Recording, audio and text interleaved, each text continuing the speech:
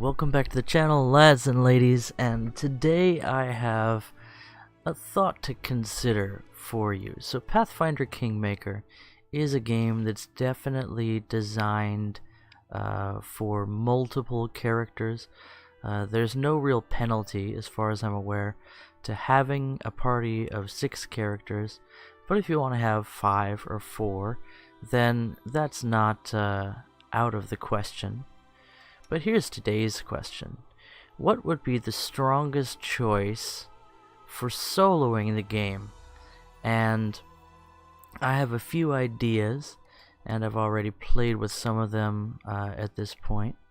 But by far, it seems like the strongest race is Aasimar. So because that's our first thing to select, let's go ahead and get that out of the way. Gender doesn't matter, but whatever you're comfortable with. I feel like I need more beard on this one. And then hair and skin. Yeah, I could look at that for most of the campaign. And let's get into classes. So let's go with 3 ideas that I've been working with and have worked well for me as individual characters in the game. And I figure they have a decent chance at soloing the campaign.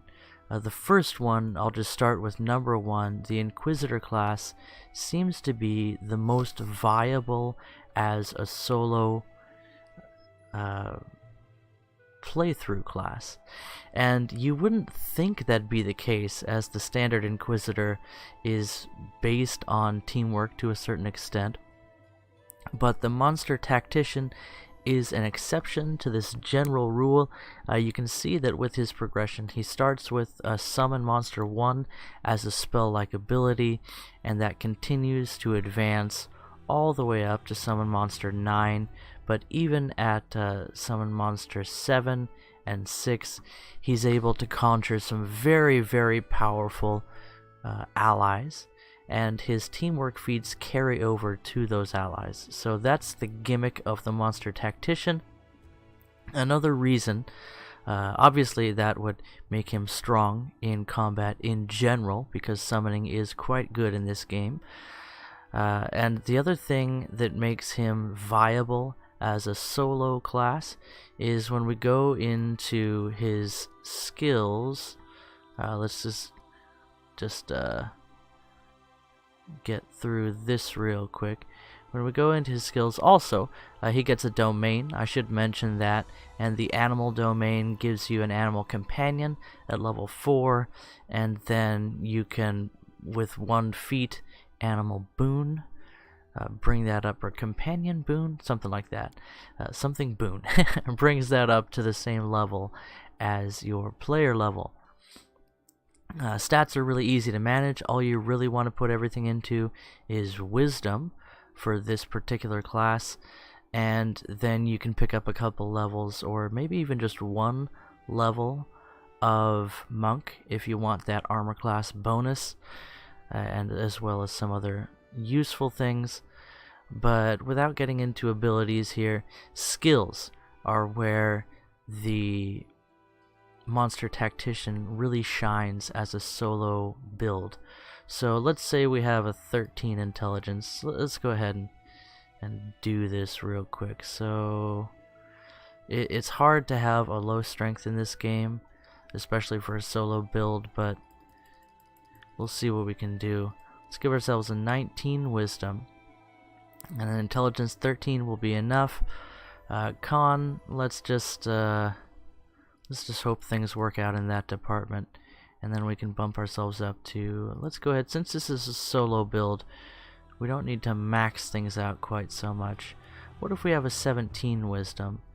Then we can have a 14 strength. That'll help us carry our load, and also have access to some feats if we choose them later on.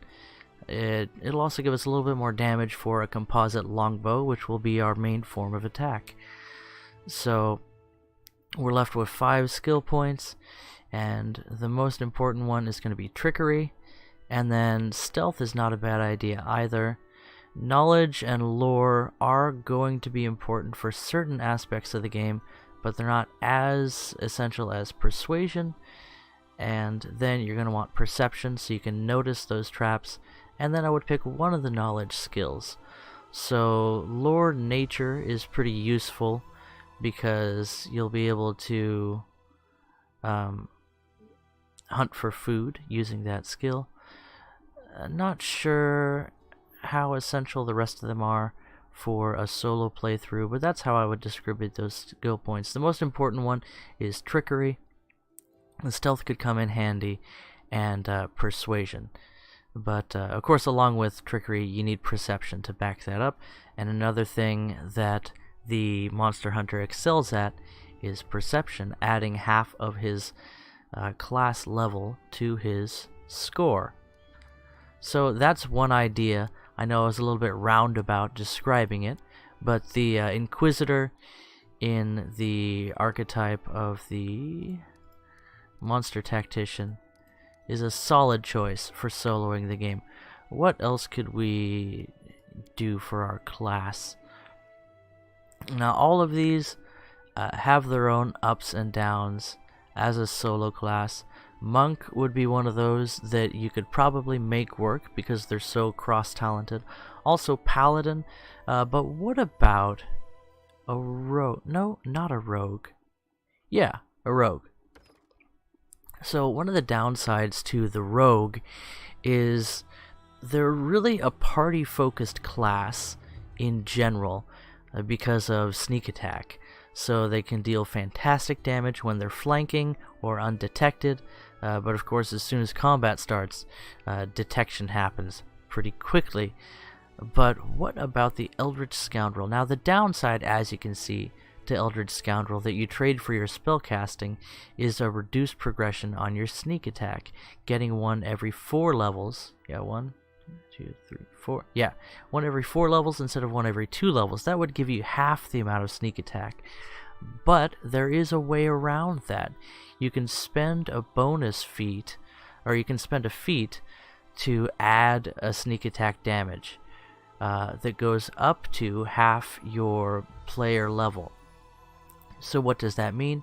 If you want to spend feats, you can buy your way out of this sneak attack deficit, at least to a certain extent, as well as the spell Sense Vitals, which you'll have access to as an Eldritch Scoundrel, will allow you to negate that weakness to a small extent. However, it's still going to be hard to get around the stat spread, if you will. Eldritch Scoundrel, what is your spell casting here? You got trap finding, weapon finesse, detect magic, cantrips. Let's see. I don't know if it says that. Let's see. Let's go into Eldritch Scoundrel and see. It says intelligence. Okay, so likely intelligence-based spellcasting. So you can drop wisdom all the way down. You can drop charisma all the way down, as making those dump stats. And then having a decent constitution can help with hit points, but there are ways around having the best hit points. And I would give ourselves at least a 15 intelligence, and then put everything on dexterity. And then we still have a few points left over. Could we bump up strength and con by a little bit? Yeah, so that's not bad. There's a decent stat build for the, what's it called?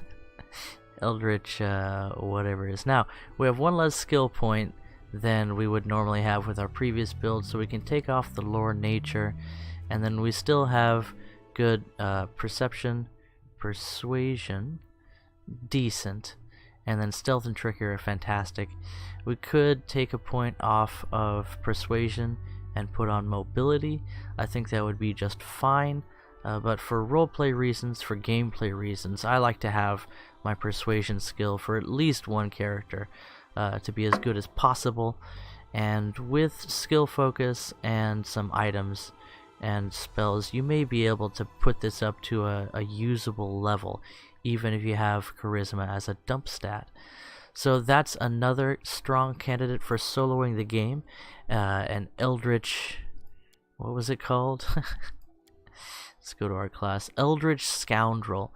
So you get spellcasting and rogue skills.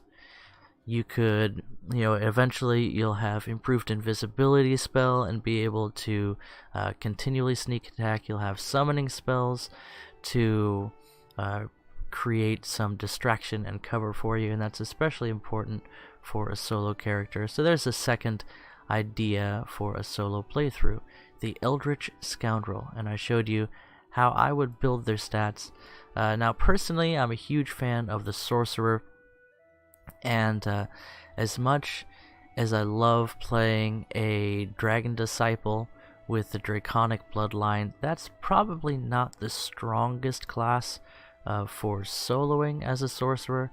I would put my money on the Sylvan Sorcerer, mainly because you get an animal companion, and those are extremely useful for you for tanking damage, especially early in the game before you have the summoning spells to really back yourself up. And you get an animal companion as a druid of the same level, so it's quite good. There's lots of options when choosing your pet, but here's sort of a way that we could make that work for you. Again, this is a very strong solo build. So animal companion, I am a big fan of the Mastodon, even though it's really loud. It gets a good armor class, it's a tank, and it's also fast enough with a speed of 40 feet base to intercept the enemy before they get to you, and when it gets large, that'll make it even better as a meat shield. Stats wise, we can turn strength into a dump stat, dropping it down to 8, and then we can use spells or equipment to kind of boost that to where we can actually carry things. Dexterity is not necessarily going to be the most essential stat for us, but it's not a dump stat either. Let's leave that at 13 just in case we want to pick up dodge. Constitution, it's going to be hard to have a low constitution as this class, and of course intelligence is not all that essential for us. Now we want to boost our charisma. Wisdom we can leave as a dump stat, and then our skills are where we really suffer as a sorcerer. We're only going to have 2 skill points to work with, so I'd recommend persuasion, and then this is where it gets tricky. Again, because we don't have a rogue, it's really going to help us to have some skill in trickery. But then we need someone to actually notice those traps for us. So at this point, as much as it doesn't work to our strong suits, we might be, just because we're soloing here, go for perception and trickery, both of them cross-class skills, so that would be a huge detriment to us. What you might want to do is, for first level, put your points in persuasion and use magic device, just because you'll want to be able to use cleric scrolls, so use magic device is going to be pretty important. And then the next thing you're going to want is to possibly cross-class with a rogue. Especially something like, well, never mind, some kind of rogue class, something that gets perception and trickery, so that you can boost those skills up. Does that make any sense? You might go for, at second or third level, go for a level of you could go for a level of Ranger. That could work out well for you. Get that perception and trickery and some more skill points. Or you could go for Inquisitor. So if you want to cross-class as a Monster Tactician or a Sacred Huntsmaster, that could work out for you because you keep that Animal Companion progression. Or you can just take that feat, again, Animal Boon or Companion Boon, whatever it is, to keep your animal companions level up with your own. Anyway, that's 3 general ideas for a solo class. I am going to try this at some point to play through the whole game with just one character. There's a lot of things that discourage you from doing that, but I'd love to see what I can accomplish anyway. With the different difficulty settings, that's going to be one of those things that enable you to play as a solo character. Of course, I wouldn't feel quite so bad turning the difficulty down to normal if I'm playing just one character. So we had the Sorcerer, and my money's on the Sylvan Sorcerer to make that work for you as a solo character. The Magus is something I didn't talk about, but I really feel like the Inquisitor Monster Tactician is even stronger as a solo character. And then we also talked about the Rogue subclass Eldritch Scoundrel. I really feel like that could be strong, especially because of your ability to deal with just about every situation reasonably well. Anyway guys, hope you enjoyed that little look at the potential of this game, and I look forward in the future to testing out these ideas in a solo playthrough of the game sometime after I beat it with my main party of 6 characters. Anyway guys, catch you in the next video. Bye bye.